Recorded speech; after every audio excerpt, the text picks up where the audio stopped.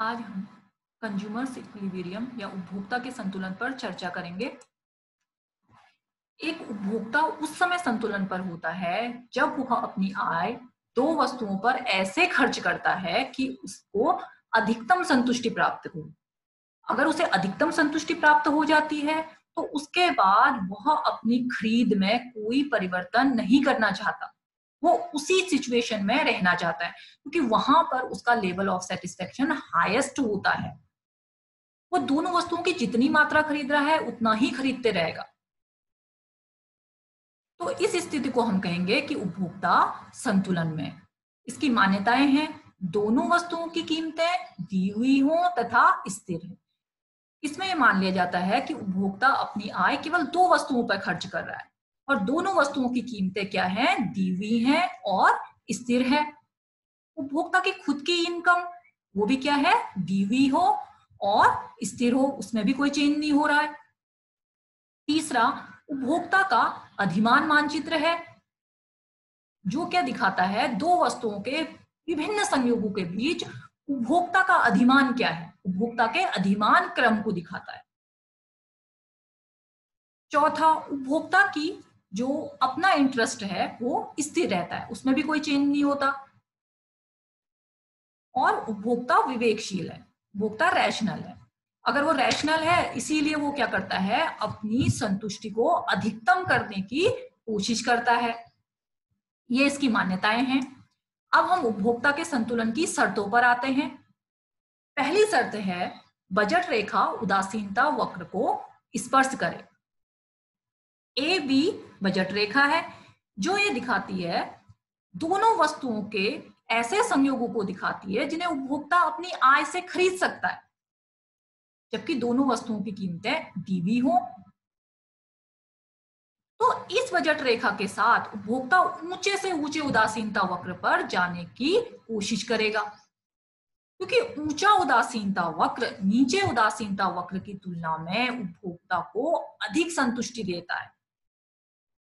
जैसे आईसी के कंपैरिजन में IC1 पर उपभोक्ता को अधिक सेटिस्फेक्शन मिलेगा और IC1 के कंपैरिजन में IC2 पर उपभोक्ता को और अधिक सेटिस्फेक्शन मिलेगा। इसलिए उपभोक्ता क्या करता है, नीचे उदासीनता वक्र की तुलना में ऊंचे उदासीनता वक्र को प्रेफरेंस देता है। अब यहां पर जो हमारी बजट लाइन है, कंज्यूमर की बजट लाइन AB है, वो आईसी इंडिफरेंस कर्व आईसी और IC1 को स्पर्श कर रही है, 3 पॉइंट पे कर रही है, S, E और T। 3 पॉइंट पर हमारी AB बजट लाइन उदासीनता वक्रों को स्पर्श कर रही है।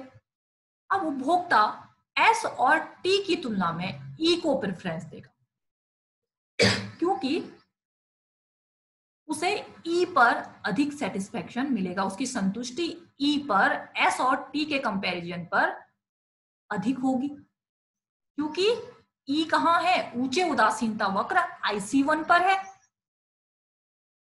और जो S और T पॉइंट है वो नीचा उदासीनता वक्र है IC1 से नीचा उदासीनता वक्र है, उस पर स्थित है। इसलिए उपभोक्ता E पर जाना चाहेगा। IC1 वक्र के E पॉइंट पर वो जाना चाहेगा जहां पर उसे इसकी तुलना में S और T की तुलना में अधिक संतुष्टि मिलेगी।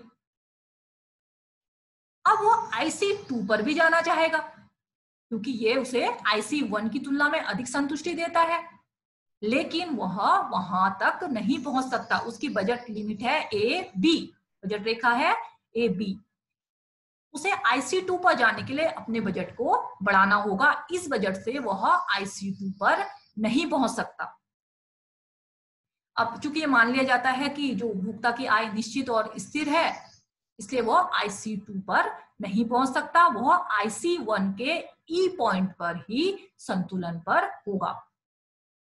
वहां पर उसे अधिकतम संतुष्टि प्राप्त हो रही है। पहली शर्त पूरी हो गई कि बजट रेखा उदासीनता वक्र को स्पर्श करे। तो IC1 इंडिफरेंस कर्व के E पॉइंट पर जो बजट रेखा AB है IC1 को स्पर्श कर रही है। अब दूसरी शर्त है इसकी, संतुलन बिंदु पर उदासीनता वक्र की ढाल और जो बजट रेखा की ढाल समान होनी चाहिए। जो हमारा इंडिफरेंस कर्व है ये IC1, यहां पर हमने दोनों IC और IC2 हटा दिए ताकि हम इसको और क्लियरली समझ सकें। जो हमारा संतुलन पॉइंट है E, इस पर इंडिफरेंस कर्व IC1 और बजट लाइन AB की ढलान एक समान होनी चाहिए। हम देखते हैं जो AB बजट लाइन है ये हमारे उदासीनता वक्र को E बिंदु पर टच कर रही है, अतः E पॉइंट पर इसके लिए ये टेंजेंट का भी काम कर रही है ना, टेंजेंट का काम कर रही है। क्योंकि AB budget line IC1 indifference curve को E पॉइंट पर स्पर्श कर रही है, यहां पर दोनों की ढाल समान होगी, इसीलिए वो इसको स्पर्श कर पा रही है। जो हमारी बजट लाइन है वो इंडिफरेंस कर्व के और किसी बिंदु पर IC1 इंडिफरेंस कर्व को स्पर्श नहीं कर सकती, क्योंकि उन बिंदुओं पर बजट रेखा की ढाल और इंडिफरेंस कर्व की ढाल अलग अलग है। और बिंदुओं पर दोनों की ढाल एक जैसी नहीं है, अतः उसको और बिंदुओं पर स्पर्श नहीं कर पा रही है, ई बिंदु पर स्पर्श कर रही है, क्योंकि ई बिंदु पर दोनों की ढाल एक जैसी है, दोनों समान ढाल में। दूसरी शर्त यहां पर पूरी हो रही है कि संतुलन बिंदु पर उदासीनता वक्र की ढाल बजट रेखा की ढाल के बराबर है ई पॉइंट पर। पहली शर्त भी यहां पर पूरी हुई, क्योंकि यहाँ पर पहली शर्त क्या थी, उदासीनता वक्र बजट रेखा उदासीनता वक्र को स्पर्श करे, पहली शर्त भी यहाँ पर पूरी हुई। अब उदासीनता वक्र की ढाल क्या होती है? जो उदासीनता वक्र की ढाल होती है वस्तु x की वस्तु y के लिए प्रतिस्थापन की सीमांत दर। प्रतिस्थापन की सीमांत दर जिसे हमने MRT SXY से दिखाया है, मतलब x की एक इकाई प्राप्त करने के लिए उपभोक्ता y की कितनी इकाइयां छोड़ने को तैयार होता है, यही होता है हमारा मार्जिनल रेट ऑफ सब्स्टिट्यूशन, प्रतिस्थापन की सीमांत दर। x की एक अतिरिक्त इकाई प्राप्त करने के लिए y की कितनी इकाइयां उपभोक्ता छोड़ने को तैयार होगा, ये ही उदासीनता वक्र की ढाल होती है।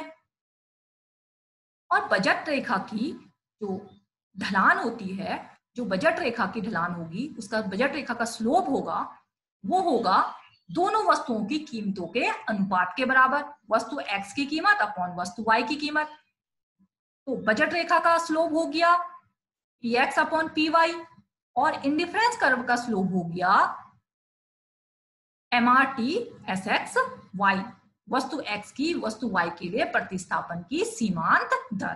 क्योंकि दोनों का स्लोप बराबर है इसलिए क्या होगा, दोनों की ढलान बराबर है, दोनों का स्लोप बराबर है इसलिए दोनों बराबर होंगे, MRT SXY बराबर px अपॉन py। ई पॉइंट पर क्या होगा, MRT SXY बराबर px अपॉन py।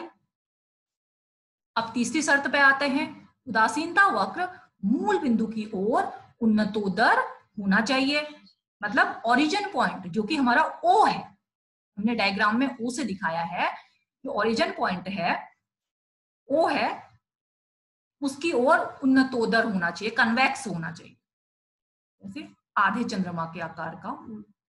ठीक है, अब यहां पर क्या होगा, हमारे दो उदासीनता वक्र हैं, एक तो ओरिजिन पॉइंट की ओर कन्वेक्स है, एक कनकेव है। जो IC है वह मूल बिंदु की ओर अवनतोदर या कनकेव है, उल्टे चांद के आकार का। जो सीधे चांद के आकार का है IC1 वह उन्नतोदर है मूल बिंदु की ओर। दो वक्र हैं। अब दोनों जो उदासीनता वक्र हैं उनको बजट रेखा E और E1 पॉइंट पर स्पर्श कर रही है,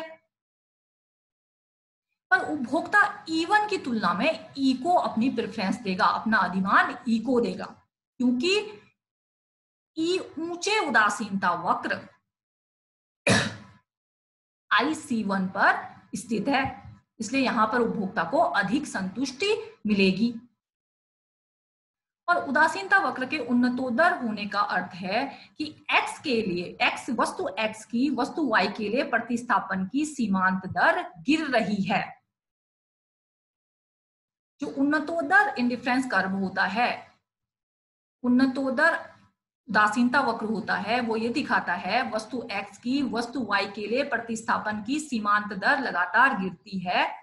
हम इससे अगर इस वक्र को लें, IC1 को लें, इसमें हर बिंदु पर वस्तु x की वस्तु y के लिए प्रतिस्थापन की सीमांत दर गिर रही होगी। मतलब x की एक इकाई को प्राप्त, एक अतिरिक्त इकाई को प्राप्त करने के लिए y की छोड़ी जाने वाली इकाइयां धीरे धीरे कम होती जाती हैं। जो मूल बिंदु की ओर उन्नतोत्तर होगा उस उदासीनता वक्र पर। लेकिन जो क्या है, कनकेव है मूल बिंदु की ओर, अवनतोत्तर है जो उदासीनता वक्र, जैसे IC है, जो ये दिखाता है, इसमें क्या होता है कि x की y के लिए प्रतिस्थापन की सीमांत दर गिरने के बजाय बढ़ती है। मतलब x की एक अतिरिक्त इकाई प्राप्त करने के लिए उपभोक्ता y की छोड़े जाने वाली इकाइयों की मात्रा बढ़ाते हुए जाता है, जो उदासीनता वक्र के कंसेप्ट को ही गलत कर देता है। इसलिए उदासीनता वक्र मूल बिंदु की ओर उन्नतोत्तर होना चाहिए। वस्तु x की वस्तु y के लिए प्रतिस्थापन की सीमांत दर लगातार गिरनी चाहिए। तो हम देखते हैं कि ई पॉइंट पर हमारे संतुलन की तीनों शर्तें पूरी होती है। बजट रेखा AB उदासीनता वक्र IC1 को ई बिंदु पर स्पर्श कर रही है। दूसरा, दोनों का स्लोप, बजट लाइन का भी, इंडिफरेंस कर्व का, उदासीनता वक्र का स्लोप ई पॉइंट पर समान है। तीसरा कि उदासीनता वक्र जो है वो मूल बिंदु की ओर उन्नतोत्तर है। इसलिए हमारा ई पॉइंट क्या होगा, यहां पर ई पॉइंट पर उपभोक्ता संतुलन पर होगा।